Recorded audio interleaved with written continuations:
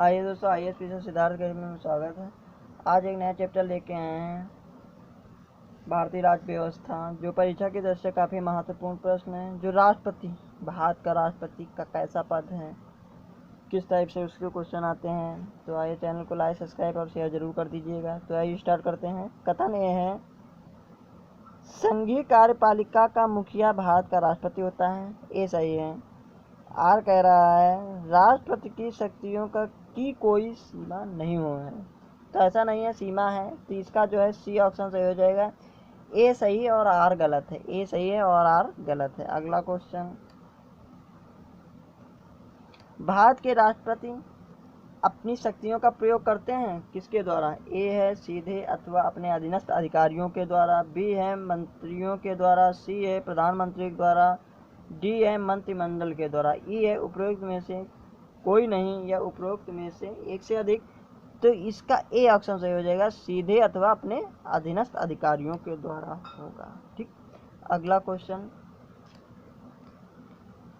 भारत में राष्ट्रपति का निर्वाचन किस प्रकार होता है? तो इसका डी ऑप्शन होगा, अप्रत्यक्ष मतदान से होता है। अप्रत्यक्ष मतदान से होता है। अगला क्वेश्चन, कथन ए क्या कहता है? कथन ए देखिए, भारत का राष्ट्रपति अप्रत्यक्ष निर्वाचन से चुना जाता है। सही है। कारण आर क्या कहता है? एक निर्वाचन मंडल की व्यवस्था है। सही है। जो संसद के दोनों सदनों और राज्यों की विधान सभाओं के निर्वाचन सदस्यों को मिलकर बनता है। तो इसका सी ऑप्शन सही हो जाएगा। ए और आर दोनों सही हैं। आर एक का सही स्पष्टीकरण है। तो ए का सही स्पष्टीकरण आर है। तो ठीक है, दोनों सही हैं। अगला, भारत में राष्ट्रपति का चुनाव किया जाता है। कैसे किया जाता है? आइए देखते हैं। प्रत्यक्ष निर्वाचन, एकल हस्तांतरित अनुपातिक मत द्वारा। तो इसमें जो है बी और दो एक ही टाइप सही हो जाएंगे। तो इसका ये हमेशा BPSC या हो या UPSC हो या MPPSC, 2-3 क्वेश्चन विवादित हमेशा डालता है जब नौकरी नहीं देना होता। तो ठीक है, तो इसके बी और सी दोनों सही हो सकते हैं। एकल संगमरमर पद्धति अनुपातिक प्रणाली द्वारा होता है। तो इन्होंने दोनों अलग अलग कर दिए हैं। तो बी और सी दोनों सही हैं इसके। ठीक है। अगला क्वेश्चन, राष्ट्रपति के निर्वाचन मंडल के सदस्य होते हैं कौन कौन? संसद के दोनों सदनों के निर्वाचित सदस्य। ठीक, ये सही है। 1 नंबर। 2 नंबर, राज्य विधानमंडलों के दोनों सदनों के निर्वाचित सदस्य। गलत है। दोनों सदन कहाँ? विधानमंडल में कौन, विधान परिषद के कहाँ वोट डालते हैं? ठीक है। उसके बाद सभी राज्यों की विधानसभाओं की निर्वाचित सदस्य। सही क्वेश्चन, सभी राज्यों की विधानसभा के निर्वाचित सदस्य डालते हैं। तो 1, 3 और 4 सही हैं। ठीक। अगला, पुडुचेरी और दिल्ली भी डालती है यहाँ पे। ठीक, अभी जम्मू कश्मीर को शामिल नहीं किया गया, ये देख लीजिए। नोट, राष्ट्रपति निर्वाचन मंडल में जम्मू और कश्मीर संघ राज्य क्षेत्र की विधानसभा के निर्वाचित सदस्यों को अभी शामिल नहीं किया गया है। ठीक है।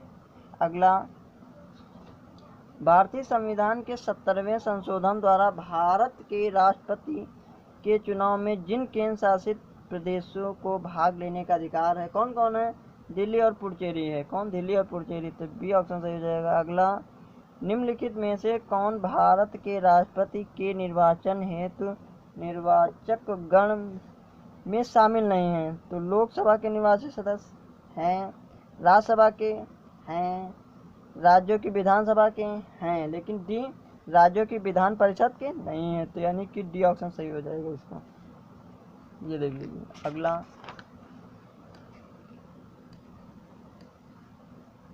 निम्नलिखित में से कौन राष्ट्रपति के निर्वाचन हेतु निर्वाचक गण के सदस्य हैं? नीचे दिए गए कूट को सही कीजिए। उत्तर देना है।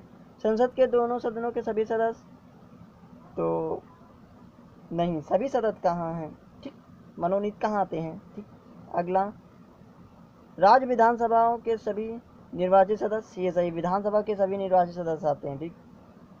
3 नंबर पे, संघ राज्य क्षेत्रों की विधानसभा के सभी निर्वाचित सदस्य। तो ये गलत है, ये आपका विवादित क्वेश्चन। सभी कहाँ आ रहे हैं, दिल्ली पुडुचेरी को शामिल किया गया है, ये विवादित क्वेश्चन है, इसको भी रोक देते हैं, बोला लगा। अगला देखते हैं। भारत में राष्ट्रपति के चुनाव के लिए चुनाव मंडल के सदस्य होते हैं। क्या क्वेश्चन, भारत के राष्ट्रपति के चुनाव के लिए चुनाव मंडल के सदस्य होते हैं? तो सी ऑप्शन जो है 1, 2 और 3। लोकसभा के चुने हुए सदस्य, राज्यसभा के चुने हुए सदस्य, राज्य विधानसभा के चुने हुए सदस्य। तो ये दोनों सही हैं। और 4 नंबर पे दिया विधान परिषद, ये गलत है।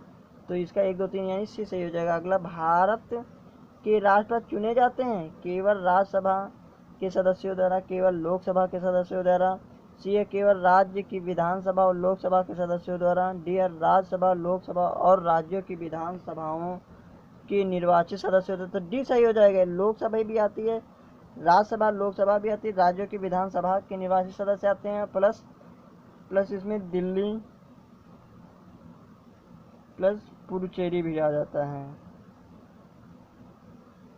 केंद्र शासित प्रदेश हैं दोनों, ये भी शामिल किए गए हैं इसमें। अगला क्वेश्चन, भारत का राष्ट्रपति चुना जाता है लोकसभा द्वारा, राज्यसभा द्वारा, संसद के सदस्यों द्वारा, संसद एवं राज्य विधानसभाओं के सदस्यों द्वारा। तो इसमें ये भी क्वेश्चन यूपी जीआईसी में आया है, गवर्नमेंट इंटर कॉलेज में, ये भी एक तरीके विवादित क्वेश्चन आएगा। तो लोकसभा के निर्वाचित, ये आप लीजिए सही हो गया आपका। राज्यसभा के निर्वाचित संसद के सदस्यों द्वारा, नहीं, डी संसद राज्य विधानसभाओं के, ये भी एक तरीके डी पूरा भी सही रहता अगर निर्वाचित यहाँ पे लगा है तो। ठीक, अगला,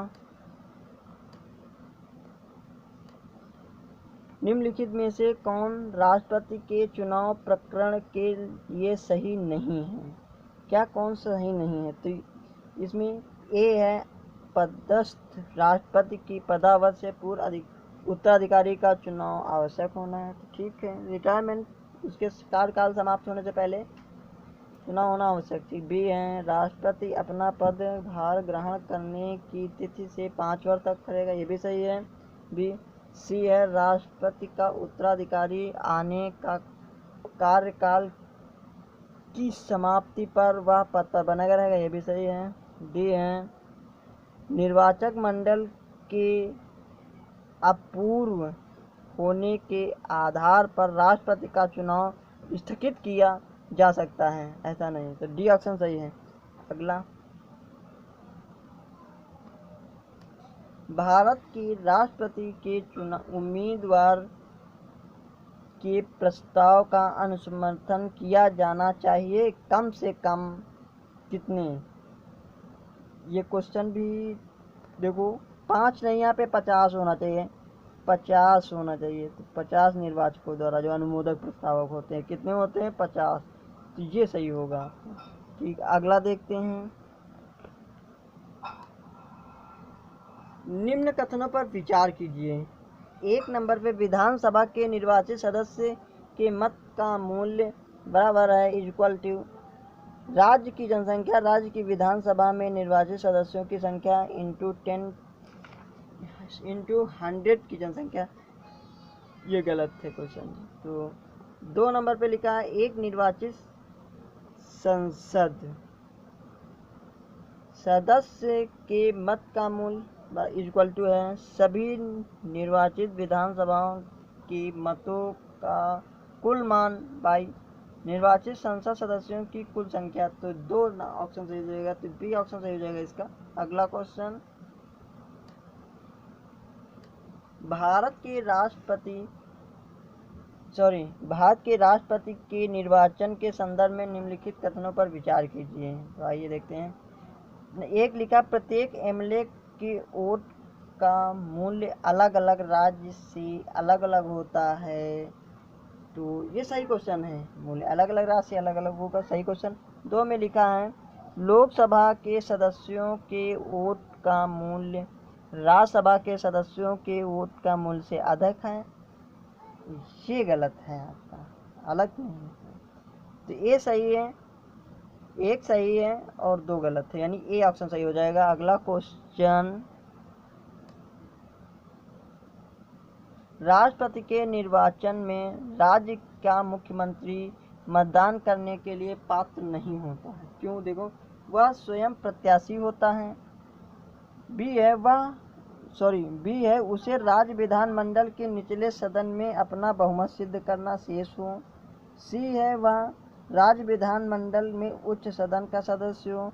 डी है वह राज्य विधानमंडल में निम्न सदन का सदस्य हो।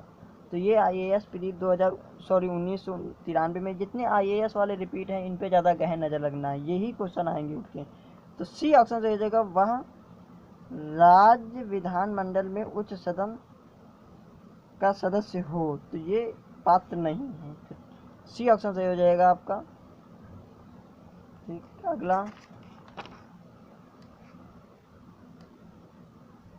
देखते हैं बड़ा क्वेश्चन। भारत के राष्ट्रपति के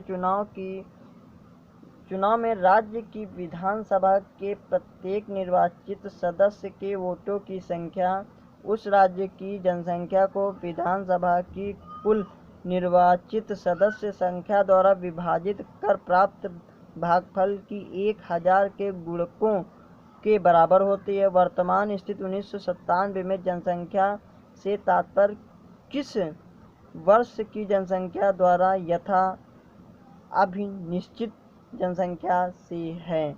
तो सी आंसर है जो 1971 की। कौन सी? 1971 की। तो 84वें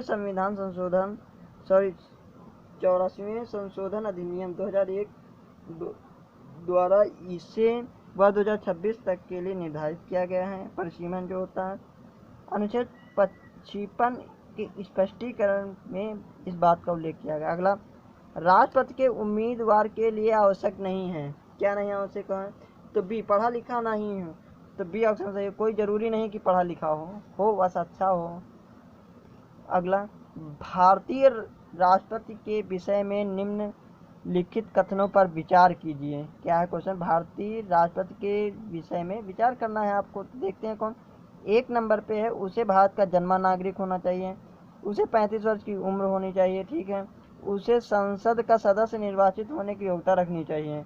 तो विचार करनी है। तो 2 और 3 तो आपका लग रहा है, लेकिन इसका जो सटीक आंसर होगा बी होगा, यानी कि 2 सही होगा। यानी उसे 35 साल की उम्र होने की आवश्यकता हो ही रही है। कितनी? 35। ठीक, अब देखते हैं इसका। भारत का नागरिक हो, सही, भारत का जन्मा हो, नागरिक होना चाहिए भारत का, बस 35 वर्ष की आयु पूरी कर चुका, ठीक है। लोकसभा का सदस्य निर्वाचित होने की योग्यता रखता हूँ। इसमें क्या कह रहा है?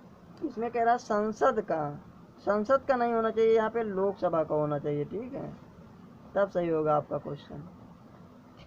अगला देखते हैं।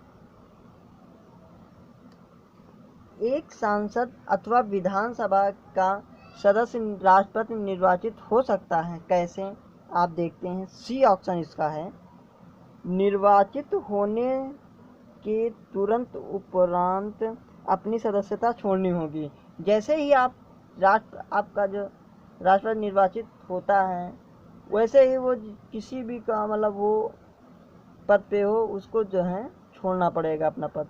ठीक, अगला क्वेश्चन। भारतीय संविधान का कौन सा अनुच्छेद राष्ट्रपति के पद के लिए पुनः निर्वाचित करता है? ए है 52 अनुच्छेद, बी है 54 अनुच्छेद, सी है 55 अनुच्छेद और डी है 57, यानी कि 52 सही हो जाएगा, ए सही हो जाएगा इसका। सॉरी, इसमें योग्यताएं के लिए बात कर रहा है, तो योग्यताएं आपकी 57 में है। कौन सी? 57 में, यानी कि डी ऑप्शन सही हो जाएगा। अगर भारत की राष्ट्रपति के चुनाव में कोई विवाद है तो उस विवाद को सौंपा जा सकता है कहाँ? भारत के सर्वोच्च न्यायालय को। किसको सौंपा जाएगा? भारत के सर्वोच्च न्यायालय को सौंपा जाएगा। अगला क्वेश्चन। राष्ट्रपति 5 वर्ष तक अपने पद पर रहता है, कैसे? अपने पद ग्रहण के दिन से। कैसे? अपने पद ग्रहण के दिन से रहता है। 56 देखिए, अनुच्छेद 56(1) के अनुसार राष्ट्रपति अपने पद ग्रहण के दिन से 5 वर्ष की अवधि तक धारण करता है। अगला क्वेश्चन।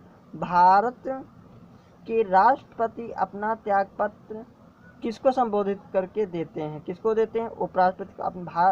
मतलब राष्ट्रपति अपना त्यागपत्र किसे देता है? उपराष्ट्रपति को देता है। अगला क्वेश्चन, भारत का राष्ट्रपति अपना त्यागपत्र किसको देता है? भारत के उपराष्ट्रपति को, यानी बी ऑप्शन सही हो जाएगा। अगला क्वेश्चन, भारत के राष्ट्रपति को उसके पद से हटाया जा सकता है, कैसे? संसद द्वारा, सिर्फ संसद द्वारा ही हटाया जाएगा, और कोई ना प्रधानमंत्री या न मुख्य न्यायाधीश या लोकसभा द्वारा, कि संसद द्वारा ही हटाया जा सकता है भारत के राष्ट्रपति को। अगला क्वेश्चन, भारतीय संविधान के किस अनुच्छेद के तहत राष्ट्रपति पर महाभियोग चलाया जा सकता है? तो 61 के तहत, यानी कि 61 सही हो जाएगा इसका क्वेश्चन। 356 नहीं है, 76 नहीं है, 75 नहीं, लेकिन 61 पे महाभियोग लगता है, ठीक, अनुच्छेद के तहत। अगला क्वेश्चन, भारत के राष्ट्रपति को महाभियोग द्वारा हटाए जाने की प्रक्रिया निम्नलिखित में से किस अनुच्छेद में वर्णित है? तो 61 में, तो ठीक है। अगला क्वेश्चन, भारत के राष्ट्रपति को कार्य अवधि की समाप्ति से पूर्व ही पद से हटाया जा सकता है, कैसे हटाया जा सकता है? आर्टिकल 61 है, महाभियोग द्वारा हटाया जा सकता है। तो महाभियोग राष्ट्रपति का किस पे है? तो 61 पे है आर्टिकल, ठीक, जिसे अनुच्छेद कहते हैं आप। अगला क्वेश्चन, भारत पर राष्ट्रपति पर महाभियोग द्वारा आरोप संसद के किस सदन द्वारा लगाया जा सकता है? ये क्वेश्चन है। तो संसद के किसी भी सदन से, लोकसभा और राज्यसभा किसी भी सदन से आ सकता है कि ये जो है मतलब संविधान का उल्लंघन कर रहे हैं, इस तरीके आरोप लगाया जा सकता है। अगला क्वेश्चन, अगला और आखिरी क्वेश्चन है, देखते हैं, भारतीय संविधान के निम्नलिखित अनुच्छेदों में से कौन सा भारतीय राष्ट्रपति के महाभियोग से संबंधित है? ये देखना। तो 61 आपका सही हो जाएगा, इसमें महाभियोग लगता है राष्ट्रपति 61 के अनुच्छेद पे, ठीक। अगला क्वेश्चन, निम्न में से भारत के राष्ट्रपति पर महाभियोग लगाने का अधिकार है किसे है? तो संसद के दोनों सदनों को है, कोई भी लगा सकता, कोई भी सदन जो है ला सकता है राष्ट्रपति पे महाभियोग लगाने का अधिकार, ठीक है। और अगला क्वेश्चन, संविधान के उल्लंघन के आधार पर राष्ट्रपति के विरुद्ध किसके द्वारा महाभियोग लाया जा सकता है? तो संसद के दोनों सदन, कोई भी सदन ला सकता है, चाहे लोकसभा चाहे लाए, चाहे राज्यसभा लाए, दोनों ला सकते हैं। तो डी ऑप्शन सही हो जाएगा इसका। अगला क्वेश्चन, भारत के राष्ट्रपति पर महाभियोग चलाने के लिए कम से कम कितने दिन पूर्व की सूचना आवश्यक है? यानी 14 दिन पूर्व ही राष्ट्रपति को बताना होगा आपको, तब ला सकते हैं, ऐसे नहीं कि बस चले आ रहे हैं, ठीक। 1/4 सदस्यों के हस्ताक्षर होना बहुत ज़रूरी है, ठीक। अगला क्वेश्चन और आखिरी क्वेश्चन रहेगा, निम्नलिखित में से कौन सा भारत के राष्ट्रपति के निर्वाचक गण का तो भाग है परंतु उसके महाभियोग अधिकरण का भाग नहीं है? तो कौन है? राज्य की विधानसभाएं, भाई राज्य की विधानसभाएं राज्यों में होती हैं, जो मुख्यमंत्री होते हैं, मुख्यमंत्री कहाँ में अभियोग लाता है? केवल लोकसभा राज्यसभा का ही अधिकार है जो लाए राष्ट्रपति पे, ठीक। मुख्यमंत्री राज्य की विधानसभा नहीं लाएगी, वो राज्यपाल के खिलाफ कुछ भी कर सकती है, लेकिन वहाँ कुछ नहीं, तो ठीक। बस इतना ही, मिलते हैं नेक्स्ट वीडियो में।